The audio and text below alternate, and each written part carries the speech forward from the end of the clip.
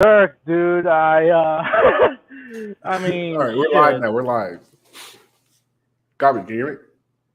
Yes, how you doing? Dude, I'm alive, man. I'm alive. So, what should we refer to you as for the people? Reborn Renegade. Uh, if I give a brief synopsis, I met the homie via the interwebs of Twitter, and he liked some of my shit. I liked some of the shit he was talking about. I reached out. I said I want to have conversations with people. He said, "Hey, I'll have a conversation. I watch Berserk. I do all the other weird, funky shit that you're on. So let's talk about it." And that's how we came to the Um, current moment in time. Am I correct, or am I missing some details of the story? no. That's pretty much it. I just been on Twitter for for quite a while, and that's basically mostly like my main point of origin of where I basically illustrate my thoughts. Although I'm starting over because my previous account crashed out, so Mm. here I am. Yeah, one of many times for me. That this is my fourth iteration, and now I'm getting better Right. at rebuilding it. But you know what? I kind of realized one of the things that's interesting in life. It's like the kid thing. It's like you build shit just for it to fucking fall apart and break it down, and then go build it again. We lost that aspect as children, or at least as we get into adulthood. I mean, yeah, sure. I mean, it's like we've all made buildings out of Legos, and then we use our airplanes to crash them bitches out. So that pretty much is the parlance of living life. You just destroy your own creations in order to rebuild something better from the ashes. Yeah, and it's like one of the things you kind of realize is no fun once it's built. I mean, once it's already done and created, it's like the building is really more so for the other people who come by and they wander and they look at it. But for you yourself, once you build something, you're kind of like, all right, well, fuck, this is done. It's like a video game. Like once you finish the video game, you beat it. How many people are just running through video games what they're still once they beat them? What's the purpose? I mean, I'll name a specific game. Grand Theft Auto 4 was pretty much that prime example of what you're talking about, Yeah, where you just yeah, you beat the game, you made your choices, but you have to live with those choices. And once you realize that whatever choice you make, you're pretty much empty inside, you pretty much stop playing the game altogether. I mean, that's what happened to me. yeah. I mean, And you know that's but interesting. Oh, go ahead, go ahead. I didn't mean to cut you. no. I was just gonna say, but but pretty much that's pretty much life. You just gotta play a new game. That's all. Mm, very deep philosophical, and it's actually the truth. It's like one of the things you realize as a man is like you got to keep going to new games. If you don't go to new games, you're gonna be fucking.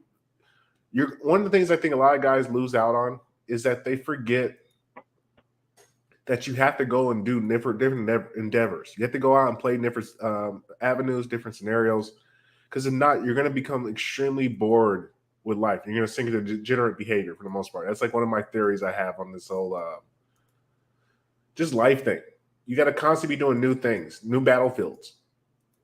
Yeah, I mean, in every game that you play these days, there's always like a new game plus Mm-hmm. where you basically you have your abilities, you have your old stuff that you collected from the previous game, your old stats. But the difference is that things in the new game change, like the difficulty increases, Mm. or there's new environments that are now open to you that weren't open to you in the first playthrough. Life is like that. You're just going through. I'm just going through new game plus times. Fuck. How old am I? 34. There you go. Yeah, you start to see just new iteration of the same game. You're absolutely correct on it. Like even with from women to business to like your friend groups to just working out and training, every well you not well, I guess you can say every day, but every like couple months or years or so, you find yourself like in a new avenue or new city that you're playing in. Like one of the things I kind of realized, one of the things I took note from Grand Theft Auto is whenever you get too far within the one city, they send you off to some other fucking place. So then you go out to the desert, then you go out to like the Vegas area, then you go out to San Francisco, then you come back to the original area. And that's kind of how you have to start running your life. It's once you get to a certain level, like you get to your hometown and you do so much in your hometown, you should eventually know there's a cap. At some point in time, you realize, damn, there really is a cap for the things I can do here. And most guys, they get scared of not being the guy in their city anymore. They're scared to go test out their new abilities in a new landscape to find out who they really are. And most guys sadly live a life where they never discover who they are as a person or a man. And I think that's what most guys are suffering with in today's age. That's the big pandemic, is the lack of man adventure and a man get out there and fighting and trying. It's like, if you don't try it, what the hell are you ever gonna do with life? It's fucking. I mean, yeah, it's true, but like I think with the most problem with the men is like they fail to realize that you have to enact the replay value of your life. See, the video game forces you to go to New Game Plus in a way, because with the New Game Plus, it's an incentive. But most people don't realize they have to create that incentive within themselves. So I always tell people on Twitter, look within, do the shadow work, know the dark side of yourself, create a synthesis of what it is that you're trying to be, because you have a thesis of what you are. Like, you know what you are. You have your dumbbells, you have your kettlebells, you have your arrows, your gladius that you keep swinging around on Twitter, which I find pretty cool and shit, honestly. Thank you. But there's an antithesis. There's always going to be antithesis. There's always going to be an imperfection that's going to arise out of nowhere. That's what chaos is, by the way. Chaos is just an imperfection of the current world that you see. And what we see right now is just the prevailing order of that, but that's neither here or there. That's so you have to like. Oh, go ahead. I'm sorry. I didn't mean to cut you. But you Please, you're fine. But no, you're fine. But it's like you have to build it. You have to force yourself to create that synthesis, that replay value. I like that one. Force yourself to create the replay value of your life, because most motherfuckers don't have any replay value. They do the same job for fucking 40 years, and then they're like, "Oh man, I retired." And like, damn, I didn't try any new adventures. Like, one of the things I noticed, and it kind of hurt my soul when I was at the trades, was there's an old guy. Like, I used to love working with the old timers that were getting ready to retire, because they would just have me be their hands for them, and it would just give me game all day. And so we're just working at pace, talking, getting things done. And he was like, man, like, I could hear their emotions before. He's like, he's like, worked for another man my entire life. Yep, that's the way to do it, sir. That's the way. And you just tell he had so much regret, and just you could just see the sadness in his eyes. I'm just like, fuck, I don't want to see that type of existence where I know instinctually I'm feeling like I'm caged, like a caged animal. And I think that's what most guys turn into. Most guys become caged animals, and they never take that adventure. So they just end up doing like the same thing, maybe in different environments, but they never really get tested in a way that forces them to rise above their current skill set. And that's one of the things I kind of realized with the trade. It's like, yeah, these guys are working on new projects, going to different places, doing all these different things. But at the end of the day, you're still in a cage. You're just getting rotated around different parts of the zoo. You're never actually out there in the wild. The worst part of that is that, to add to what you said, most men's game as a result just becomes bogus. So you hear all these guys in the trades talking this, that, and the third about what they do and when they shouldn't do, and then you just end up deciding that, wait a minute, what this guy's saying is not congruent to what he's feeling. I have to reassess what he's saying at all. And you're doing that with multiple men around the trades. Because I know that you work with a couple of people that'll be like, oh no, this guy's life advice is fugazi. And you have to make your own decisions, man. I mean, this is what most mangas that I read teach me. Like, at the end of the day, you have to be your own savior. Yep. And that should we what you call it, dive into the philosophy of Berserk, which is something you want to yeah, let's go into it. So for most people who have never heard of Berserk, this is one of the greatest pieces of art, not just manga. I'm talking about just one of the greatest pieces of art ever constructed. Like, I really can't think of anything that has been the way it evolves, the way that the phases from just dark medieval shit into fantasy, into like this more heartfelt family story, into about a killer just fucking rampaging. There's so many different arcs to it, and it all centers around our main character named Guts. And essentially, Guts is a fucking orphan baby that has lived literally the worst life. I don't think there's anybody who has lived a worse life than Guts. You have anybody that's up there? I actually don't. I mean, you have to like you have to realize how Guts was conceived.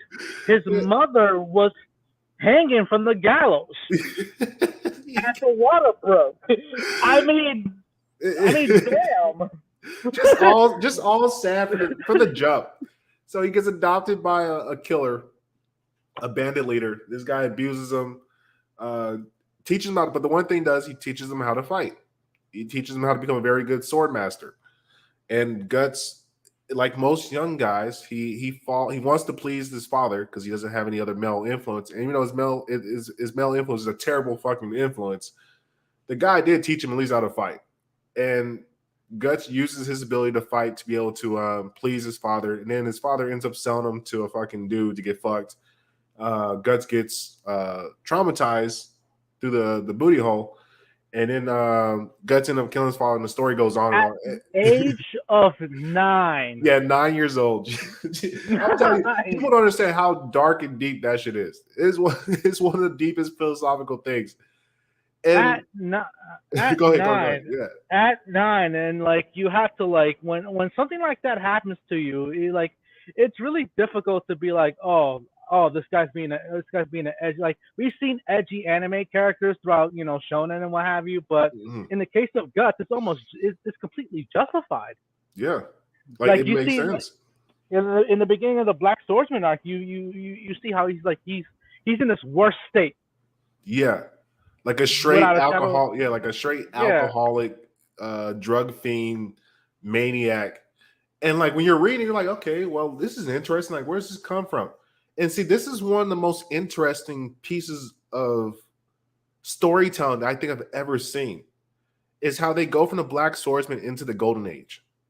We don't talk about that often enough. Because really, when you stop and think about who tells a story where he starts off in the middle part, and then runs to the middle part, goes to the very beginning, and then from the beginning goes into like like he catches back up to where they were, which is fascinating when you think about it from a storyteller position. And one of the interesting things I read about, I forget his name, Minamoto, I can't remember his fucking name. I'm sorry. He's rest in peace, the guy who wrote the fucking story. But he's saying, Miura? Yeah, there we go. Can you repeat that again? Because I'm retarded. The creator of Berserk was the late Kentaro Miura. There we go. That savage, such a fucking savage. And what's amazing is that when he explained, he's like, yeah, well, one of the questions I started getting from people was like, dude, what is this? How does this guy end up like this? Why is he missing an arm? What is all this? And Minamoto basically did like, oh, you know what? Let me go ahead and explain this to you guys, and just made the most epic prelude I've ever seen for a story. Without a shadow of a doubt. I mean, the whole Black Swordsman arc is just the Thugnificent meme, where he's like, where the Thugnificent, the creator of the character from the Boondocks, is like, damn, what did he do to make that mad? and the Golden Age arc immediately starts after that. Yeah, it's amazing because I think the Golden Age. Go ahead. It's a story that I got into very, very recently. Mm-hmm. Wait, the Golden Age? No, I'm saying Berserk is actually a story that I got into very, very, very recently. So everything is fresh into my mind. Yes, I mean I caught up with all the chapters and everything, so I know everything. Mm-hmm. But wait, so you just started reading? The Golden Age arc is just basically Miura's philosophy on understanding what does it mean to struggle, and that life is always going to be this struggle in one form or another. I finished not too long ago, so I know everything. So everything is like fresh into my mind. But I always think of the Golden Age arc as a coming of age story of the worst nightmare that you could possibly live. Mm. Yeah. But in it, there's lessons. There's lessons. There's an understanding of struggle and what it means to live your own life and have your own purpose. I mean, there's the whole conflict between Guts and the main antagonist, Griffith. Griffith, Guts wanted a friend, an equal, someone that lived up to his best friend's philosophy, which was to be a man of your own purpose. You and I, we're different men with different sets of purposes, but we're living our own paths. Griffith Hmm. didn't want that. Griffith wanted a sword. He wanted a soldier, Mm. and that's and when Griffith's will was underwhelmed by Gus's own will, that's when everything went south. See, this is the understanding that I got out of the Golden Age arc. You have to temper your will into something that's strong enough to cut through almost anything. And most people's willpower are is dull as dull as a fucking butter knife. You And ain't lying. it's sad to see. And this is not to cast any aspersions to the to anybody else. I'm guilty of this. Mhm. And so I have to reconcile with what my will is in this world and enact it throughout the universe. Mm. And I'm still learning that as I go. But it That's what makes it I'll go ahead. No. is one of the most compelling things I've read, in all my years of reading manga, and that's the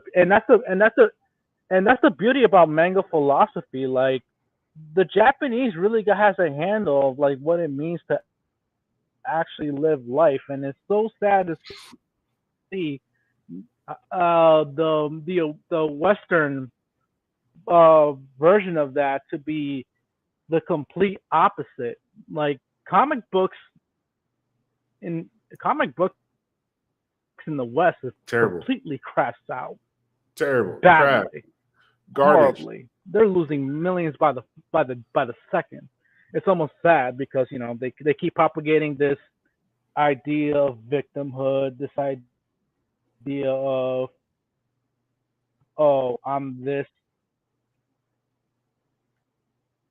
Yeah. No, actually, I'm gonna leave it there because that's actually pretty good. No, that was excellent, man. That was a fucking beautiful monologue about just the will. Because one of the things you start to see about Guts, especially, it's like he's gone through so much Did I cut shit. off? No, you're good. I can hear you. Can you hear me? I Hello? don't know if we're running into issues. Can you hear me? I can hear you. Hello, hello. Other app to find. Hold up a second. Let me check the audio. Yeah, my audio is good. I can hear you. Yeah. Okay. No, I was gonna say continue. I heard you just fine. Yeah, one of the things I come to learn about Guts as I sit there and examine him as a character. This man Guts, like to see how much trauma he goes through, how many losses he takes, and it never gets better. Even with more time that goes by, even though he's gathering friends, he gets more worried because now he has more people protecting. He finds himself in the same situation. And this new arc is very interesting because you see how Guts has learned from his previous experience of how to deal with people that want to be around him, and he makes a quick one, like what's the word, 180. So like as a part to the Golden Age, those were his comrades, but he never felt like attached. He was like, whatever, like these are guys, they're around. Like I guess I could say I appreciate them, whatever. It makes no difference. I still want to go do my own thing. And he didn't truly appreciate what he fucking had when he had it. And in the second, but that's all of us. yeah, That's all of us. That's all of us. it is. I can't tell you how many times I've like gone through life, like a blur, and then just blink twice and realize, holy shit, no, my life has actually been pretty good. Why am I realizing this now? Like, why now? Why can't I take a grasp of what I have and enjoy my blessings and be eternally grateful that I've lived in this moment? We've all been through that. That's all of us. Yeah. And that's one of the things you don't truly, like they always say, you don't appreciate what shit is until you fucking lose it. And one of the things I see more so than any other character, just watching or reading manga, reading just the Berserk, is the character development. Because a lot of times you see these characters, but they never actually fucking change. Like Goku stays fucking Goku. He never fucking evolves into anything else. He's just fucking Goku. Same Naruto, kind of the same way. I mean, I guess that you could say but they have minor, but a lot of it's just like Fugazi change. It's like they level up and they power up. But fundamentally, as a human being, you don't see a change. And one of the interesting things about Guts is like you see a real human. Like you look at it like, damn, if I was Guts, I would probably be the same exact way. And so you start to see this softer side of him on the back end, where he's like, man, he's like, I don't know how much I got left. Because you start to realize, like a lot of times when I watch these shows, it's like these characters never lose their power levels. They just stay fucking strong forever. But Guts, you can see this man fucking physically, mentally breaking apart. Like especially this last part, he's like, I can't even grip my sword anymore. What's the point now? What am I doing? He took my girl again. I can't fight. Anytime I use this suit, it takes away so much of my fucking body strength. My hair is going gray. I can't see out of my fucking other eye. Like, what's left for me? What do I do? And that's what makes the story so riveting, because it's like, what does he do? What is his options? And that's the main dilemma right now, because like right now he's on the he's at the bottom of the seahorse right now, unable to grip his sword, and he's dealing with his own darkness. He's in the trenches psychologically. Yeah. And the worst part is that we don't know if we're gonna get another chapter for another 4 or 5 months. The greatest thing I've heard from Berserk is the fact that his best friend is gonna carry the torch the best he can. I have confidence in Studio Gaga in finishing up Miura's legacy, but at the end of the day, we're never gonna get an absolute ending towards this series, because I mean, Kentaro Miura passed away. It's unfortunate, and it's a huge loss. It's a huge loss. I mean, I haven't even gotten into Berserk until like this year, and it's like even before that, I knew how much of a huge loss that was. But going back to Guts real quick, it took him being rock bottom to get back up. In a way, because after his encounter with the slug count, he starts to tear up after he saves his little girl from becoming a demon to the God Hand. And he's just like, he's gripping his sword, he's trying not to cry while he's walking away with him and Puck. And it wasn't until the Tower of Conviction where he actually, starts to mellow up in a bit. And that's all of us too. We all have this difficult time trusting people, because we can't. We fear our own darkness way too much. We fear the parts that we don't like about ourselves too much, to the point where we have difficulty talking to other people. I mean, it took everything for me to actually, be here, talk to a live studio audience. say the truth. It's taking a lot out of me. But Don't worry about it, man. Like once you it's realize you're in the arena now, man. yeah, but yeah, that's what it is. That's the struggle. That's the Yeah. struggle. You got to put your ideas to the whetstone Mm. and have those challenged constantly. And that's happened to Guts. I mean, Guts didn't really truly change until he met the witch in the forest and met Shirka. Mm. Well, I also want to say I noticed another big, like one of my favorite scenes and one of my favorite parts. And let me answer these questions real quick. Okay. Arthur asks if you had to choose one, kettlebell, Bulgarian bag, sandbag, or mace. I would go with kettlebell. Kettlebell is the most universal one to use. You do the most amount of things with. It gives you the most bang for your buck. Now we're asking which one looks the coolest, mace. Like the mace is by far is the most interesting one you could take with you. But if we're talking about just purely working out, purely training, if you're trying to from beginner level, go with the kettlebell. But okay, one of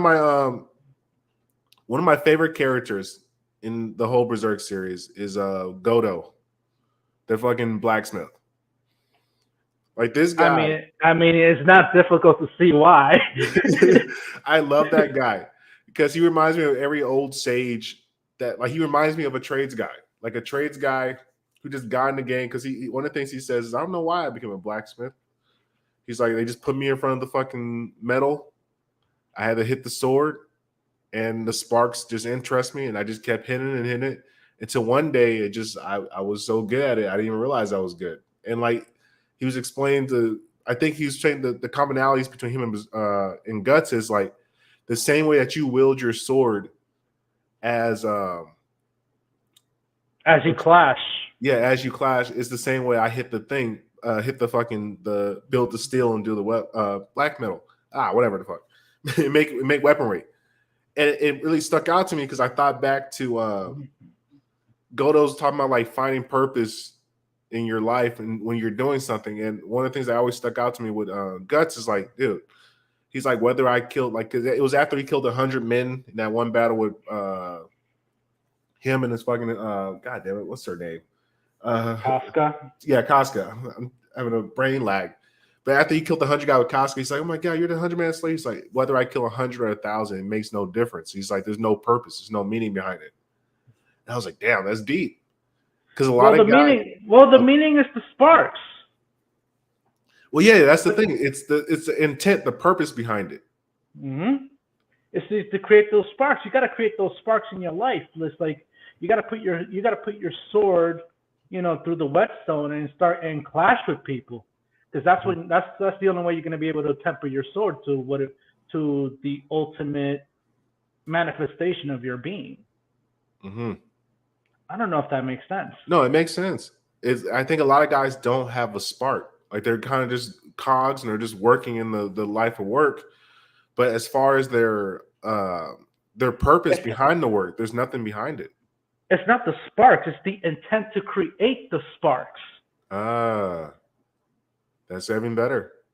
Because it's like the sword's not going to swing itself, is it? No. It's true. That's fascinating. The intention to create the spark. Right. That's a very good one. Because there are people who can start a lot of fucking sparks, but there's no what's the reason behind it?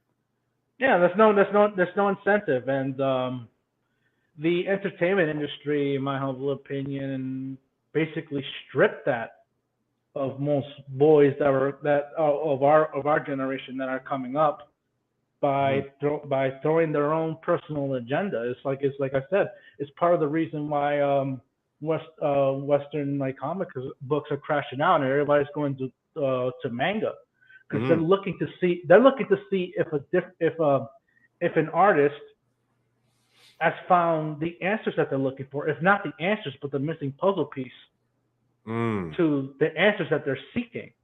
This is why we read Berserk. This is why we read Vagabond.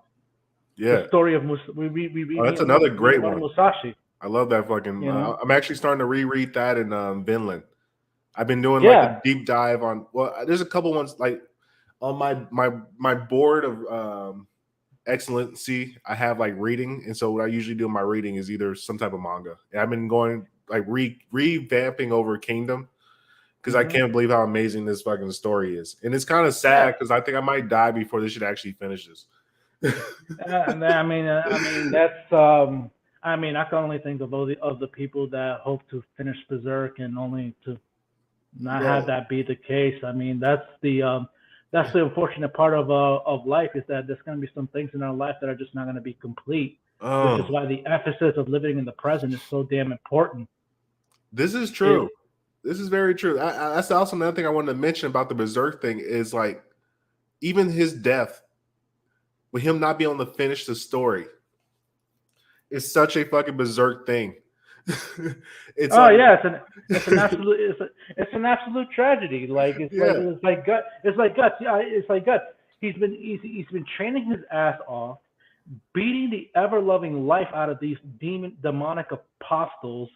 To the point where he's smashing cheeks just so he can get close enough for his arm cannon, just to get an arm cannon range. It's amazing how lengths this man will go to.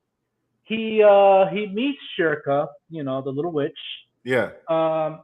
Gets Farnese and Serpico to babysit Casca because her mind is completely messed up through the events of the eclipse, which by the way is.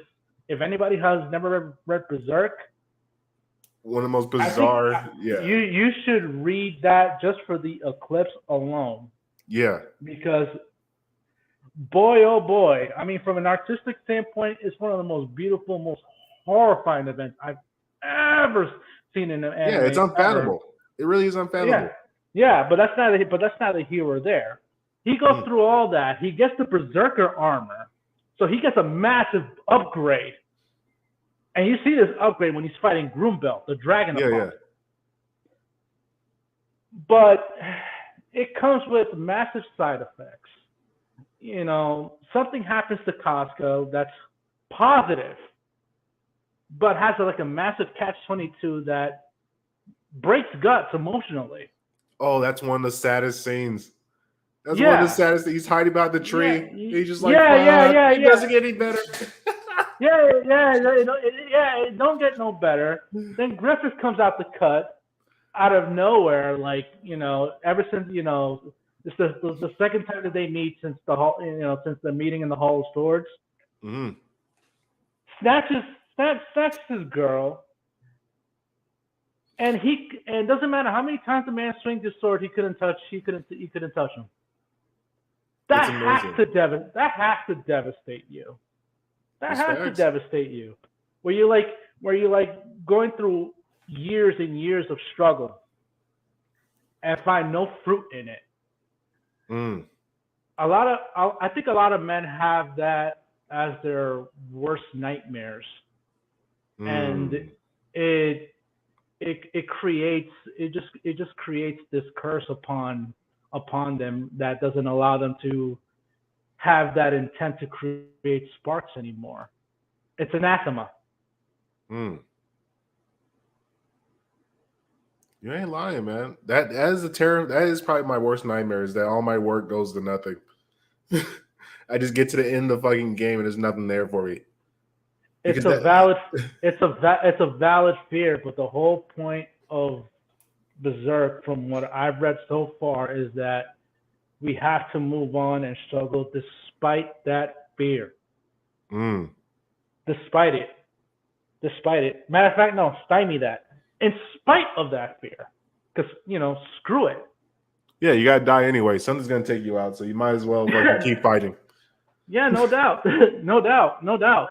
I wish Western comics allowed me to have these conversations with people, because I don't see myself talking about philosophy based off reading the new Spider-Man or whatever, X-Men or the new Spider-Man with like 500 different freaking Spider-Mans, and that none of them are any special despite having powers. Like, and that's an interesting thing that I noticed too, because I started to realize. Let me ask her a quick question. We got Pivot Growth Management. He asked a quick question: is this show made in 1997 2016? I will refer to you to read the manga. Don't fucking watch the anime shows, because the anime shows are just going to confuse you heavily because they don't make any sense. No, the worst part is they cut content. Yeah, they cut a lot of content. It's going to be Severely largely confusing. I don't know. They should redo it and just fucking actually make it the right way. I don't know why they just take sections out of it. It's so it's too much, man. Like if you read the Lost Children arc, you can see why there's gonna be issues of just cutting it out. And by the way, the Lost Children arc takes place after the Eclipse, guys. And let me tell you, when we say that it doesn't get any better, we mean it. We mean it. I'll tell you, if you think you had a bad fucking life, this guy has lived the worst life that you could ever imagine. And still, he finds a way to prepare and smile a little bit. And like one of the things I put up there, he's like, I'm grateful. People like, most people who look at that video, they have no idea what they're looking at. Why are you grateful? Bro, if he could be grateful, I could be grateful just for all the little things in life. Like one of the things I've grown to appreciate now, and it's maybe a little side tangent, as a business owner, as I'm starting to grow into my little business thing I'm doing, I meet so many people. I talk to so many people throughout the day. And one of the things I'm starting to appreciate is, even if I don't work with you again, I appreciate you for taking the chance to work with me for today, letting me learn a new lesson about human beings, humanity, and give me an opportunity to do what I fucking love and live my dream out. And even if you don't write me a review or anything like that, and this is the final parting we ever have, I'm grateful for it. And that's the type of mentality I think guys got to start waking up with. Look at what you got in your surroundings, man. You probably came a long way from what you really think you came from. And be grateful for that. Not everybody gets that opportunity. A lot of people got born in fucking Bangladesh where they can only make like 3 cents an hour. They got no way to get to a fucking better position. They got to live that 3 cents an hour for the rest of their life and then die. That's a fucking horrible existence. You got to put it in the West. You got to put it in America. Be happy for it. I mean, I know I'm happy that I'm living here in the United States of America, especially here in Texas, because, woo, lad, I will never forget my time that I lived in New York from 2020 to 2022. It's one of those things that I just can't justify or can't be justified because of the lack of freedom that I had living there. Especially during that time, and I'm kind of holding myself back a little bit because this subject is a little bit too touchy for YouTube still. Yeah. But I'll just let you know right now, like it's just unforgivable to have your freedom denied to you. This is true. A lot of people don't realize. With like the freedom thing, a lot of people don't realize. Like one of my mentors taught me when it comes to freedom. He says freedom and security are inversely related. So the more freedom you have, the less security you have. The more security you have, the less freedom you have. And I was like, that makes a lot of sense. And he's like, yeah. So if you want to be free as a man, if you want to have the freedom to do things, you have to understand security is not going to be there for you. Like you want to go out. A king doesn't have freedom. No, he has security, but no freedom. He can't move and do as he wants. He's a cage. And that's one of the things you start to realize with responsibilities, with greater wealth and power and all these things. There is no trade-off where you get power and you don't lose some freedom, because there's responsibilities upon you. You can't just do whatever you want to do because that power has consequences to it.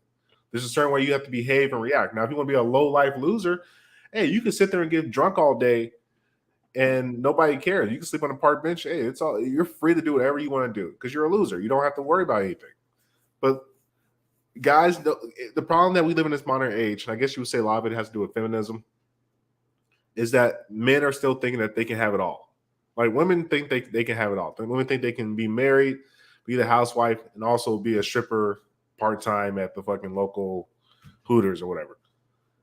And like as a man, you understand you can't necessarily do that. Like there's things that come with consequences. You can't be a married man and still be out here roaming like a single guy, because what's going to happen is your home life is going to suffer. You don't have enough time in the day. Now, every once in a while, you take a business trip, you might get out there and go have some fun. But this can't be a daily routine where you're going to work, doing what you need to take care of, going out and partying and doing all that other stuff, then being dad at home. It's kind of difficult to do. I don't know how you would balance that. Am I wrong in that assumption?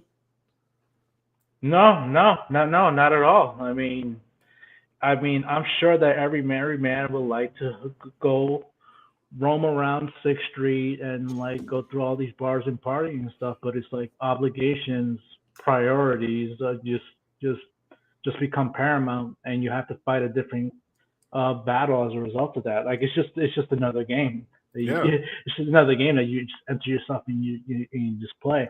And we there's mentioned real. video games. We mentioned video games a lot, but you have to Yeah, realize is that it's the humans that are creating these games, and the video games are basically just a subset of how we govern our lives a little bit. Like think of any RPG. You're trying to level up your stats, trying to make sure that you're well optimized, you're well equipped. Real life is more or less the same thing. Like yeah. you're obviously well equipped. Like you look at the weapons you have behind you. You're ready for war at any given time. Mm. No, it's true. Like it's so man. And I think one of the things that video games gets a bad knock, but I think that video games are actually a very educational thing if you present them in a certain way. Like one of the things I plan on doing with my young child, if I whenever I have kids, is I'm gonna let them play video games, but we're gonna do book reports about it. We're gonna say, what did you learn? What did you gain from this particular game? What did you acquire as far as understanding about life? Like one of the three, I had like 3 or 4 games that greatly impacted me as the human being I am today. Civilization, Fable, Star Wars Knights of the Old Republic, and what the fuck? There was some other one that I played that I fucking really loved. That was and God of War. Those 4 games, uh, they really shaped me the way I fucking look at life. Like just understanding how your impact, your choices, dialogue, communication with people, building a team, overseeing a country, doing war. All these things gave me intricate like lessons that I learned to help me grow as a man and think more strategically. Bully Scholarship Edition, yeah, that was also a very good game. I never got a chance to play Bully. I'm so sorry. I apologize. I never got a chance to get on that one. I played Bully. I highly recommend it. Just if you need a good laugh, I would recommend it for I might have to sure. take some time to play it. I might have to. Yeah, If but I it's like go ahead, go yeah, ahead. but it's like no. I was gonna say like Kratos like Guts went through the ringer in his life. His life was not sweet. Yeah.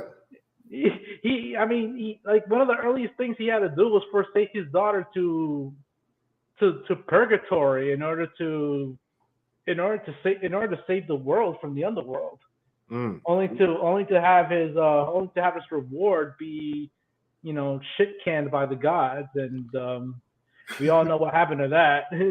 Right. I mean, God of War 3 basically explicitly states that that he basically wiped out the whole pantheon, but he wasn't fulfilled after that either. Mm. He was he had to struggle with the fact that he basically destroyed his entire homeland, destroyed his entire pantheon, and he had to start from square zero.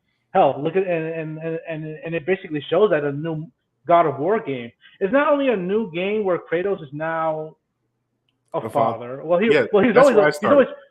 always been a father, but he's now starting over as a father again.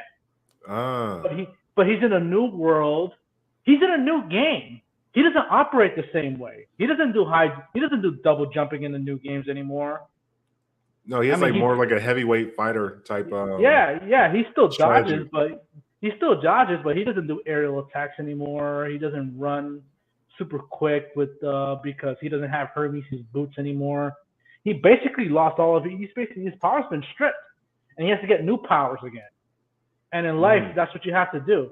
In life, sometimes in life, there's some things in the past that you just can't retain, and you have to Ooh. start from square zero. That's what happened to me. I lived in Minnesota for a couple of years, and I had to start over here and in the great state of Texas. I mean, yeah, I'm happy now, but I I basically was complete in Minnesota. I had my mixed martial arts training, had my job, lived in a luxurious apartment, with a hot tub in the roof. Had a perfect view of the city. I basically, I quote unquote had it all, Right. and I had to start over because the market was crashing out and I couldn't find a job nowhere. Apparently, that and it hurt me, but damn it, man, it's like, what is living if not Crashing getting out every once in a stressed, while. crashing out, coming from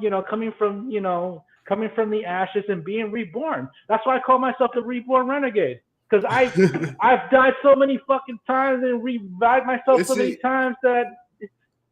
Oh, go ahead. No, I was gonna say that's the big part. Like most young guys don't understand, bro. You're gonna die 20 deaths by the time you get 30 something.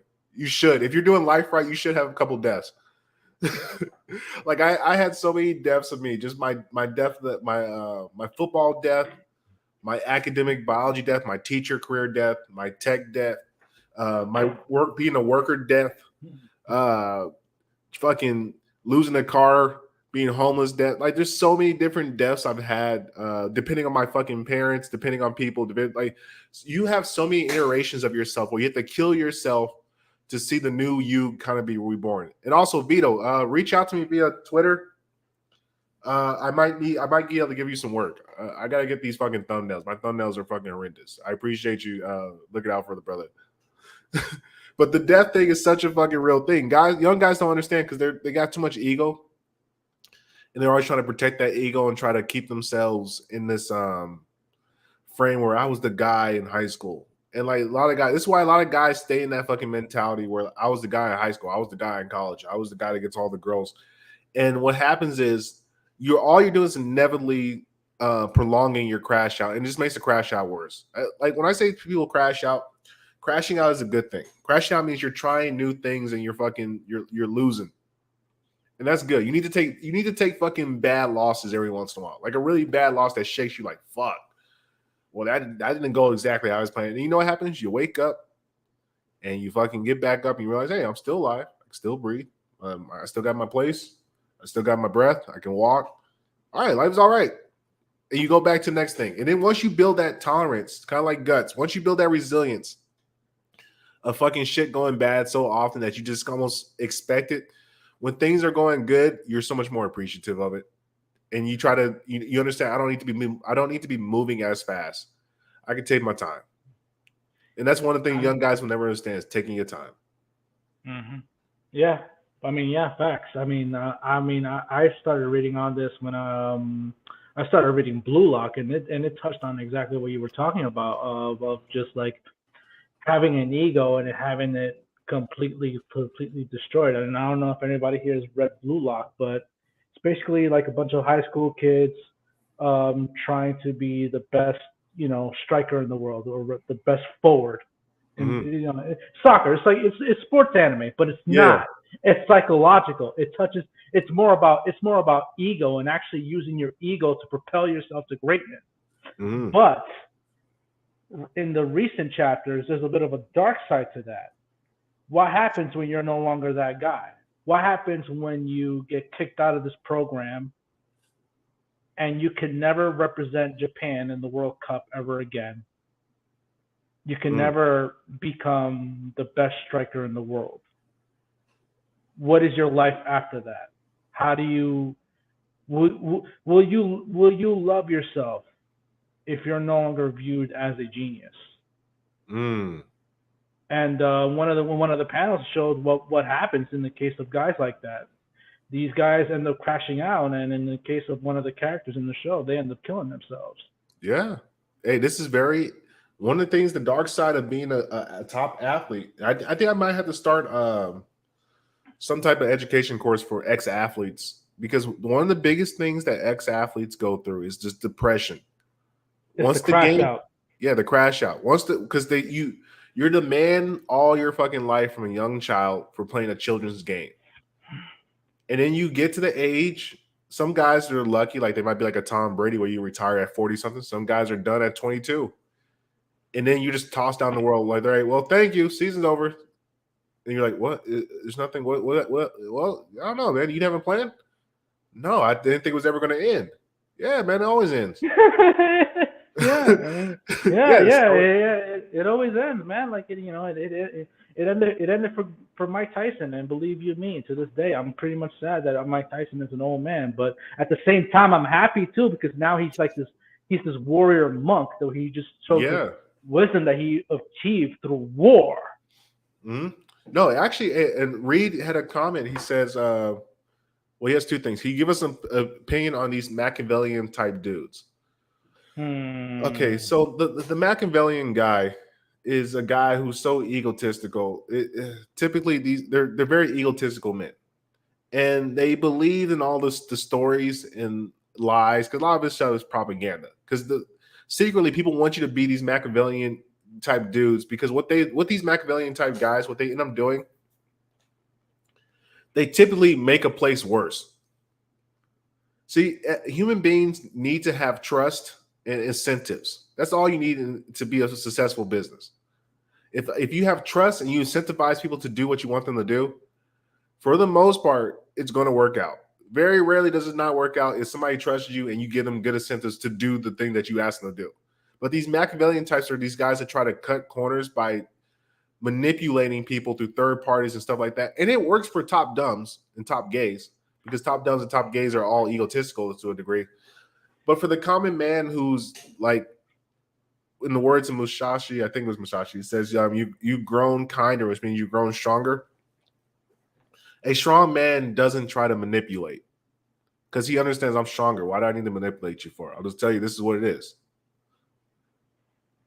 Now, is I mean, there? Go ahead. the 48 laws of power basically was a reference book on how to combat these types. Yeah. And a lot of people really misconstrue Robert Greene's work, really, really egregiously as a result. Because it kind of like when you read it the first time, it's like, oh, this is what I need to do in order for me to, move up the top of the ladder, But it's like, no, like this is what you do when you deal with these types that are doing this exact law, and you have to be able to circumvent around it. Yeah. It's really Machiavellian talks are really very misunderstood just because they don't understand themselves. So they have to do that. And once again, there's a certain thing called the sauce. Let me tell you something about human beings. If you are formidable, which means like you're lethal, you're jacked, whatever the fuck. You don't have to be like super crazy jacked. But if you're jacked, you're formidable, you're in shape, you take care of yourself. If you're well read, well studied, well cultured, and you're fun to be around, bro, life ain't that hard. Just be yourself. And people be like, I like this guy. He has good energy. He's easy to be around. And that's really the most of the game. Think about like if you have a dog, because at the end of the day, I think people largely forget that humans are animals. Like we're animals.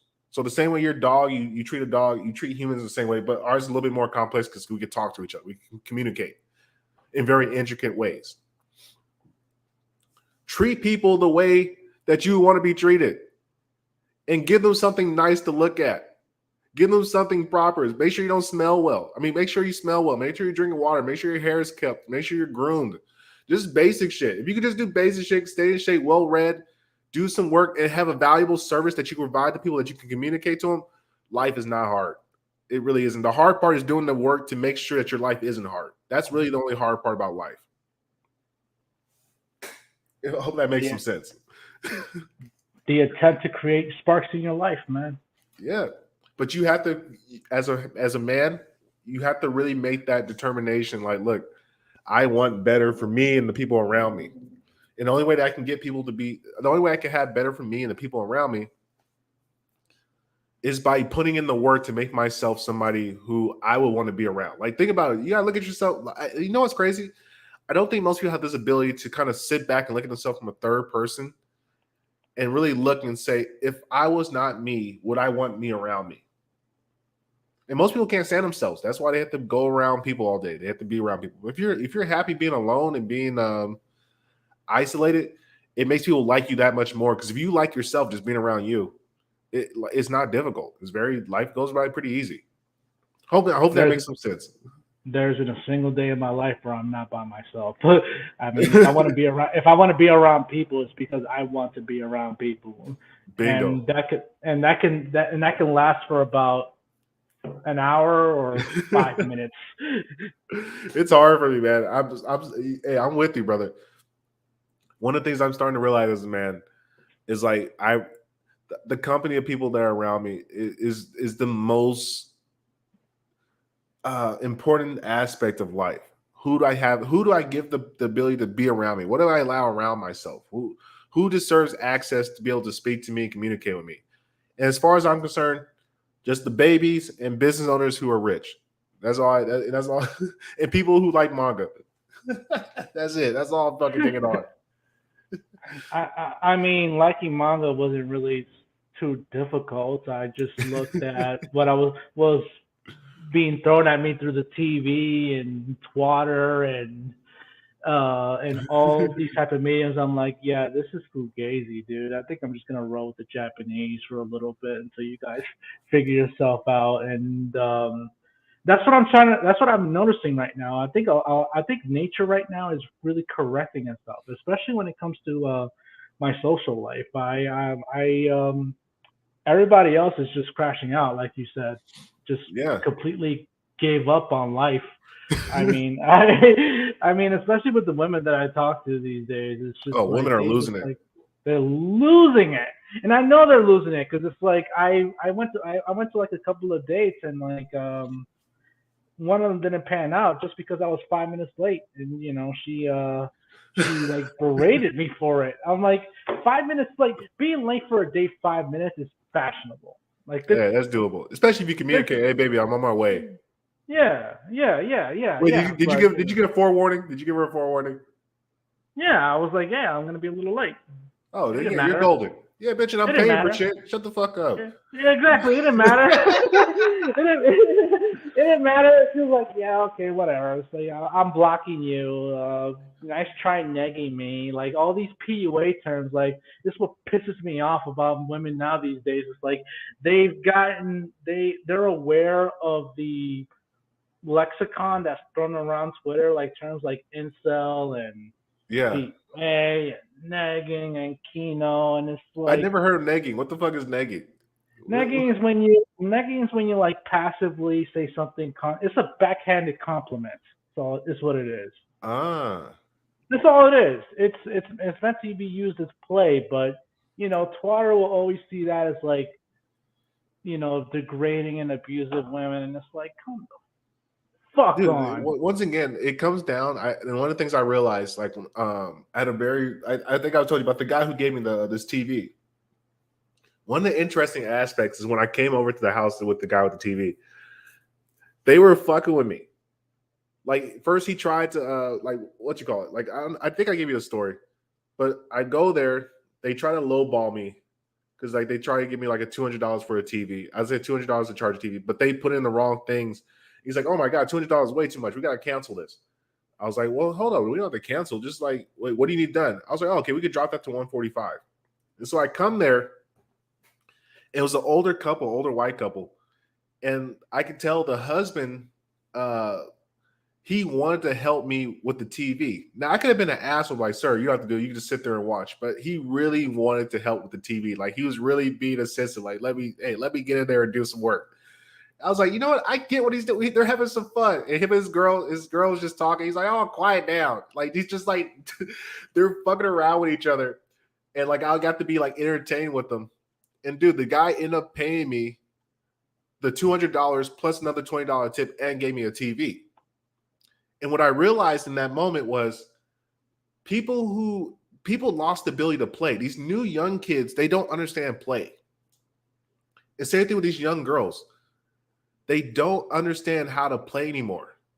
They just want to fucking they're so serious. They come in there so like, and it's like, what are you doing? And these guys come in trying to be perfect guys, and nobody has the ability just to be out there and enjoy each other's company and figure the game out and have some fun, realizing it doesn't have to be all today. Today doesn't have to be the fucking perfect storytell thing. We can go have some fun, be human beings, like we're fucking animals. That's what animals naturally do. Yeah, this is what Carl Jung describes as a having a irreducible rascality. Like you have like this deep inner desire to just fuck with people. Yeah, Like everybody has an inner troll, and nobody wants to let out their inner troll and mess around with people. So when I look at guys like Alex Stein, or even this guy that I came across as like John Zerka, yeah. I laugh at these guys because it's like Oh, they're hilarious. it's a troll. It's just, like he's just messing around, or like or non accounts such as bow tied whiteback. Yeah, You know, trolling is beautiful, it's always beautiful. You but know, you have to be. But I think what I think is you have to have a certain amount of intelligence to understand what's going on, to understand the show. If you know what I'm saying. oh no, yeah. I mean, what was it? I'm trying to figure out who said that. I want to say George Carlin. Life Yeah, is the greatest show on earth. Fuck Barnum and Bailey. Like this is it.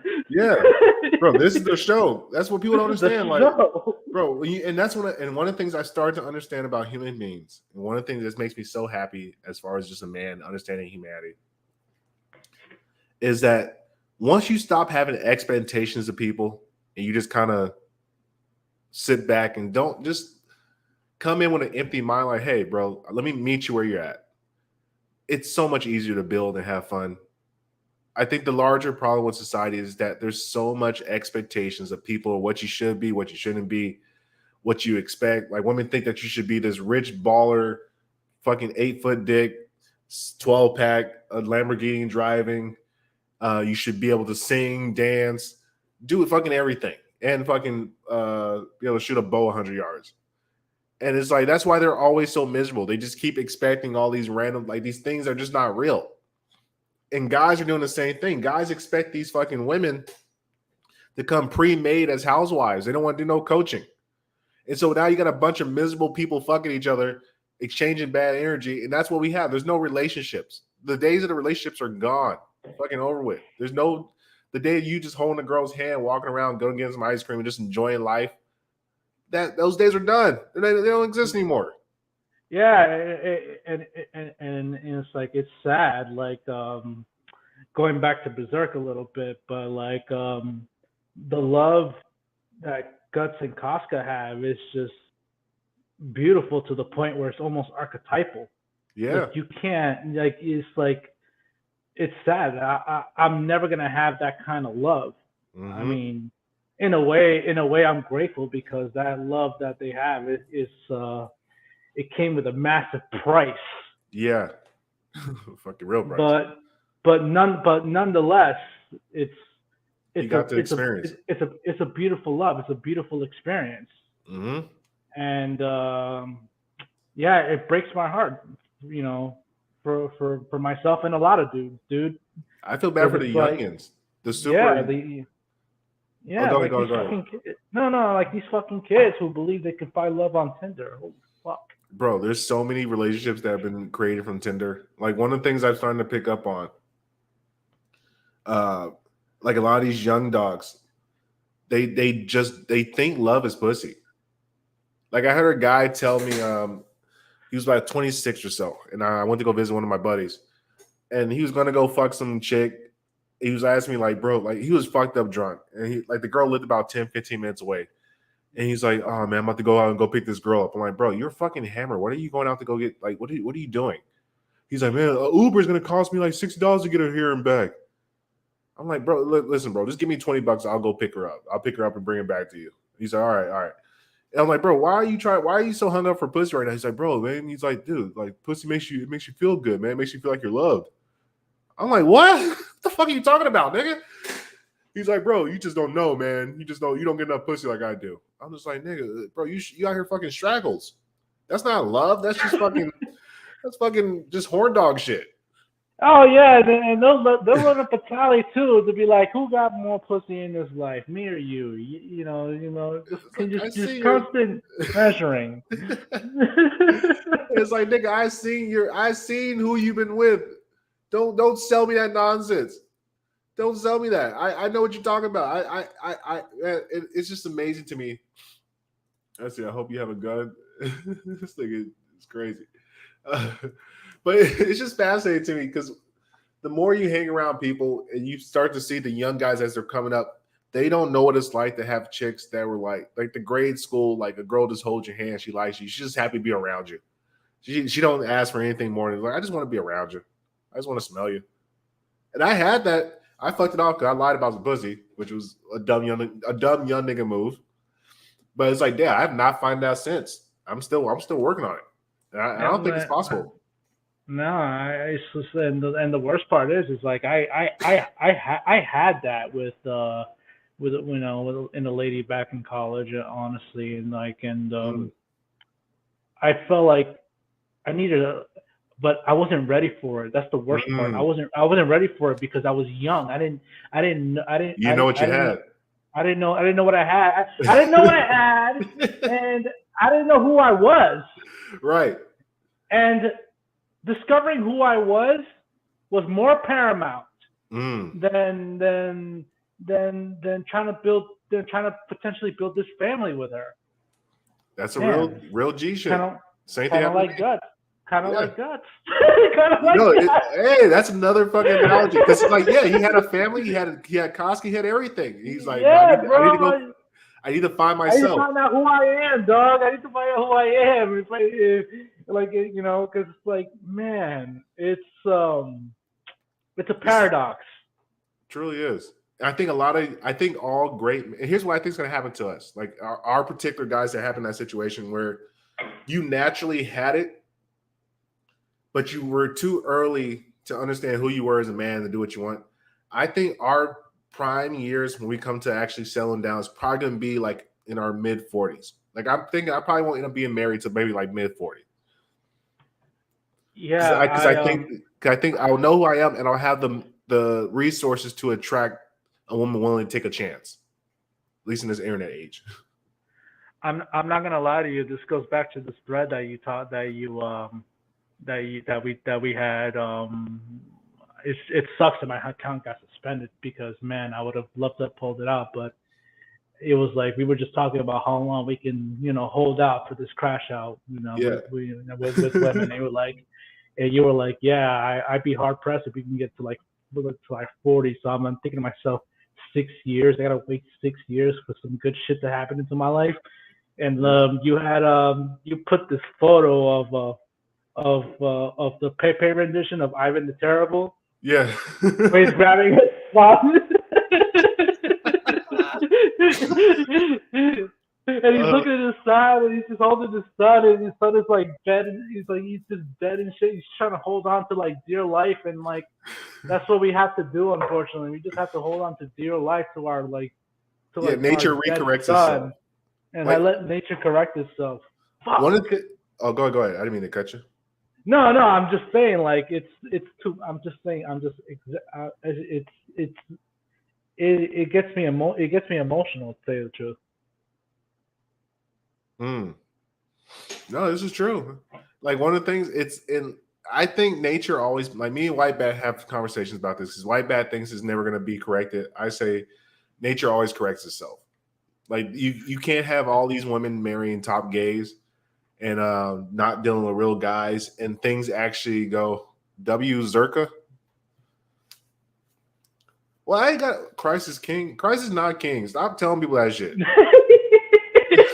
Like I get so listen, I'm going on a fucking rampage. I get so tired of these people telling me God, Christ is king, all this Andrew Tate shit. I'm like, brother, nigga, people telling you about the end times and all this other shit. I'm like, nigga. I'm a pagan, so I really don't give a damn about what Abrahamics believe. I'm a universalist.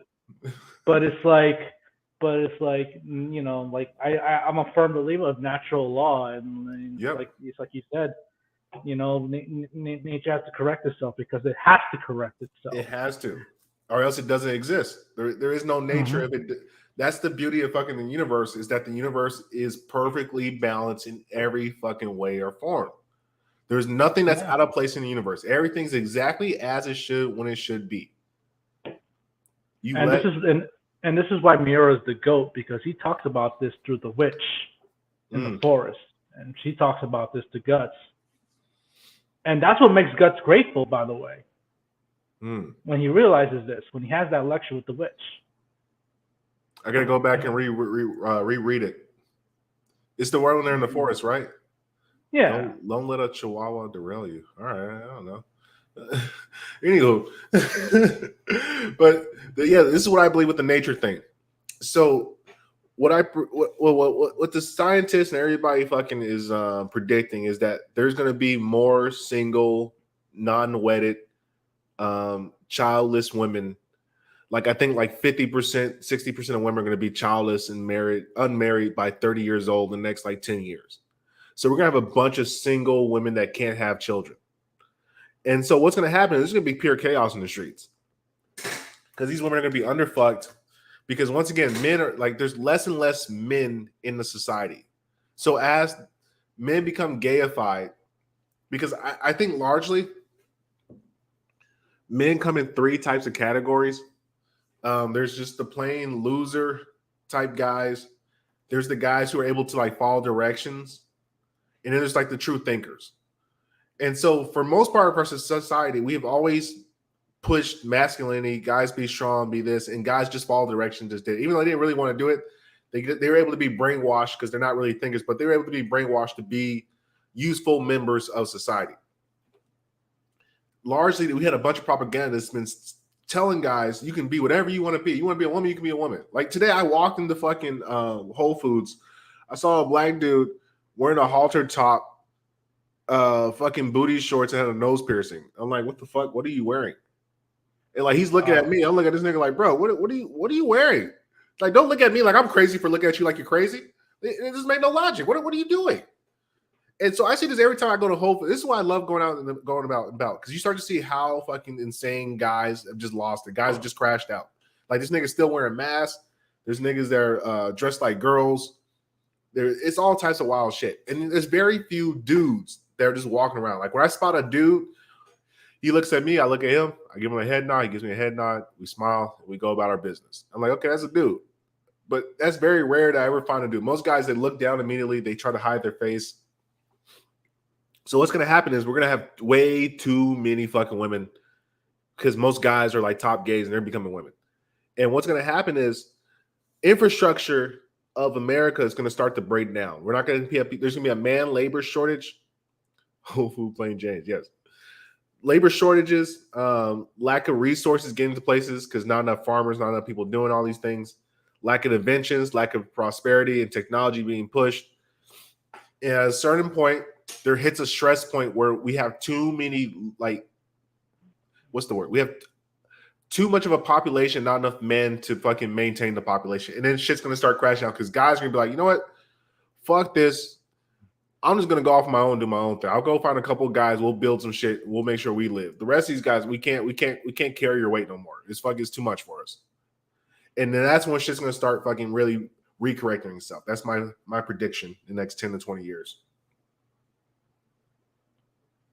And then these young ladies, these young girls, I think as they start to watch social media and they start to see the miserability of most women in the modern age, they're going to look at that and say, I don't want that life.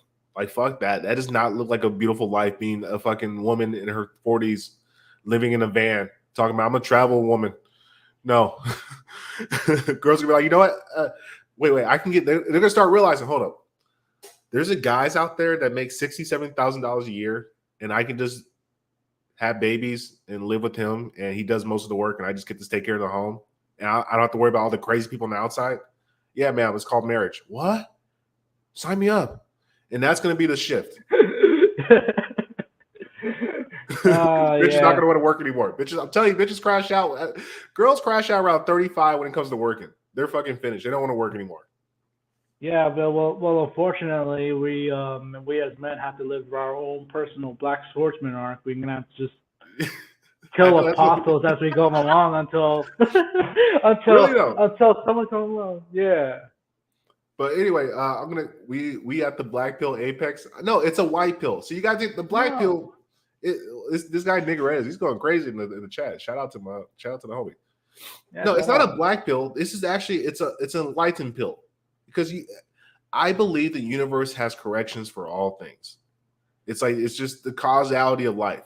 I think that's what they call it in Berserk, right? Yeah, pretty much.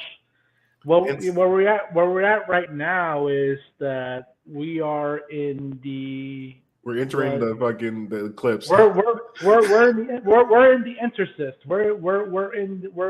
We're delving between the physical and spiritual rips of Yeah. our lives. Because Yep. this is a spiritual war, by the way. Well, It is. I mean, I'm not a big fan of a lot of truthers, but when they say that it's a spiritual war, that's the one thing I believe they got right. Yeah. Do you listen to We're I'm sorry. Do go you on. listen to Jesse Lee Peterson? Yeah, for the lulls. Oh, Yeah, for the okay. lulls. I do just because I need a good laugh. He's funny. He's a funny Funny guy. as fuck. Beautiful troll too. Excellent. Oh yes. He's master trolling. Oh yes. He black.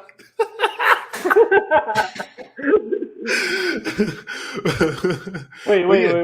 You still live by your mama's house? Beta. That shit's so funny to me, man.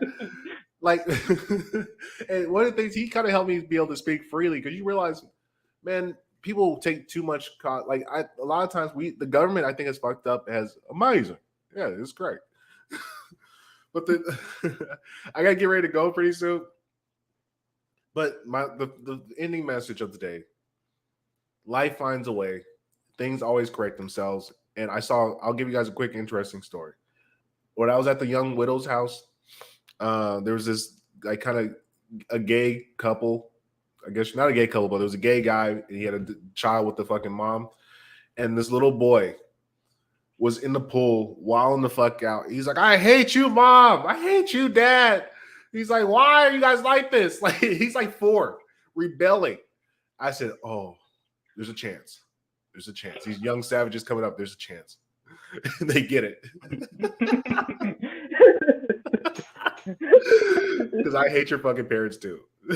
I mean, well, like the thing, like I always heard like as a kid growing up, it's like they're like children don't lie, and it's like They don't. there's some truth to that. Like there's like they when they see something that is not of the natural order, they're gonna call it out. Like I was massive. I was like massively overweight as a kid. What the kids called me? Fat. Daddy. And then yeah, yeah, because it's just not of the natural order. I mean, it's unfortunate. And by the way, I mean, I'm still overweight, but I do kickboxing. I work out in the morning. I struggle. I struggle. I struggle. I try to struggle because it's like I through all the detritus, I can see the light at the end of the tunnel. So like, guys, chat. This is not a black pill in any stretch of the imagination. A black pill implies that there's no light at the end of the tunnel. Mm-hmm. You're implying that it's like saying that the story of Berserk ended the eclipse. Mm. And it's like, no, it doesn't end at the eclipse. It actually begins after the eclipse. So that's the beauty about Berserk that I ended up finding out. The story really starts after that. There is a light at the end of the tunnel. You just gotta keep your eyes on the prize. You gotta see it. This is facts. Well, I appreciate you guys. Shout out to my nigga Reborn Renegade. Check him out on fucking Twitter. I'll probably put the link in the bio to his Twitter account. Beautiful talking with you. We have to do this shit again. You're my type of peoples. We might make this a frequent thing. Bring you on like once a month and we'll sit down and debate and talk about fucking manga and shit. Hey, this is great. I appreciated your time and I appreciated the platform that you've given me in order to speak my piece on a lot of things. I didn't think it was going to go on for this long. I thought it was going to take like 20 minutes, but no, I guess not. I mean, we had fun. Dude, time goes by when you're fucking just kicking it with real niggas. Gang shit. All right, peace, people.